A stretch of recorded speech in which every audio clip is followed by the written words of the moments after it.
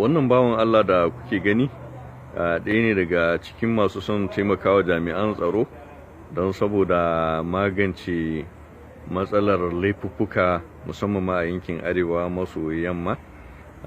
Yana nan yanzu Abuja, muna tare da shi, zai faɗa mana sunansa da kansa. Malam, ko za ka faɗa mana sunanka da kanka? Assalamu alaikum, ni sunana Abubakar Usman, wanda an kafi sani da suna Shumo. To Abubakar Usman, faɗa mana abin da kake so ka yi mana. Ni gaskiya ina so in ba wannan gwamnati tamu haɗin kai 100% bisa ga wasu abubuwa da muke gani, don saboda mu addaji mu sa abubuwan da ake yi. Ni Allah Ubangiji ta alamun sarki ya shirya da ni, da ina daga cikin ɗaya masu aikata laifi, amma yanzu Allah Ubangiji ya kwashe ni, ya na kubuta daga wannan laifi. Yanzu ina daga cikin waɗanda suke goyon bayan wannan ƙasa saboda a taimaka ma bayan Allah waɗanda suke cikin tsananin halin rayuwa. Faɗa mana daɗin wani laifi kai? Da ni gaskiya da na shiga cikin ƙungiyar barayi, kamar masu tare hanya, masu kora shanu, masu kidnappers, duk dai munana abubuwa babu irin waɗanda ba mu yi ba. Amma yanzu Allah Ubangiji ya shirya da ni, saboda haka ina so in ba wannan gwamnati ta mu haɗin kai 100% bisa ga waɗannan abubuwa da ake munana abubuwa. Amma faɗa mana daɗin me yasa kake ga me ya jawo ka faɗa cikin waɗancan halayen a baya? Sharrin shaiɗan ne da rashin samun kuma shawara na gari, sannan da dama duk wannan babban laifi abin da ke kawo shi wato rashin haɗin kai daga al'ummar da mutum yake tare da su. Ban fahimta ba, in kai ƙarin bayani za a fi ganewa. Ba ka fahimta ba, abin da nake nufi da rashin haɗin kai, duk ƙabilan da Allah Ubangiji ya haɗa ka da shi, to kowaye ne ku riƙe junanku da mutunci. Sannan akwai wani dama da muke samu, kamar misali lokacin nan muna ganin kamar tsakanin talaka da sarakunan gargajiya, wato muna da wani dama wanda za mu aikata laifi sarki bai isa ya tambaye mu ba.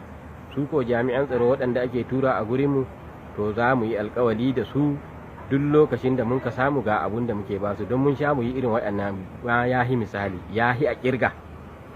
Wato kana so ka ce akwai haɗin baki a tsakanin wasu jami'an tsaro ɓata gari a irin wannan lamari da yake damun mutane? Tabbas don wani lokaci su suke ba da dama a yi abu.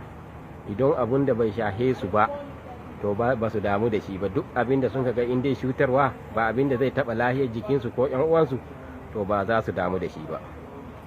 Ka taɓa shiga matsala irin ta satan mutane?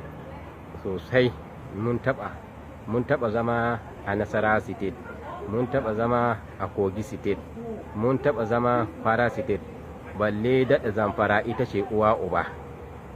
Wato abin da yake ba da mamaki, kai ba Fulatani ne, kuma da an san Fulani ana cewa masu kunya ne, me yasa wasu Fulani suka gagara ne suka shiga wannan lamarin? To jahilci ne, ka san duk jahili kuma bai taɓa shiryar da ɗan uwansa jahili bisa ga hanyar da za ta fishe shi. Don saboda haka ko yanzu ni shawara ta gwamnati don Allah don Annabi ta yi haƙuri, ta nemi malamai da jami'an tsaro na gasken gaske wayannan mutane. Ƙungiyar na wadda ƙungiyar yace Allah ta kawo tun daga farko, to a dawo a kanta. Ni in dai har za a yi magana ta sulhu, zan taimaka iya taimakona. Amma idan an kashe wai a bada kwaman kawai a je a faɗa mutane, to tsakanin da Allah ban da wannan hanya. Amma in dai har za a yi magana, wanda zai dawo za mu nuna goyon bayan mu bisa ga dawarsa.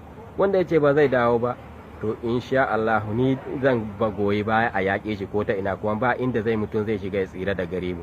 Abinda yake zama abin da ma in ka shiga wannan fatsari na fallasa masu aikata laifi abokan aikin Kanada, watakila kai ma rayuwarka za ta faɗa hatsari. To ni waɗanda ni sani, waɗanda sun ka sani, ba na tunani akwai matsala tsakanina da su. Don dama duk inda ka ga mutum wato har ya ɗauki mataki a kanka, ya ga ka ɗauki wani mataki wanda dole sai ka cilasta mai, sai ka shutar da shi. To duk mutumin da ko ka halatta jini ne, dole shi ma ya halatta naka. Amma ni dai in dai magana za a yi ta baki wani kaza, to za mu nuna duk guraren da mun ka san akwai irin waɗannan mutane, kuma ba za mu kama sunan mutane. A'a, ba mu dama mu je mu zauna da sarakunan gargajiya, ba yanda za a yi zaman lahiyan nan ta yi in ba a san sarakunan gargajiya ba. Don dama su ana yi masu barazana ne, ko da suna son yin magana ba su da ikon yin magana, don saboda abun ya hi ƙarhin su, ba su da kowa sai Allah.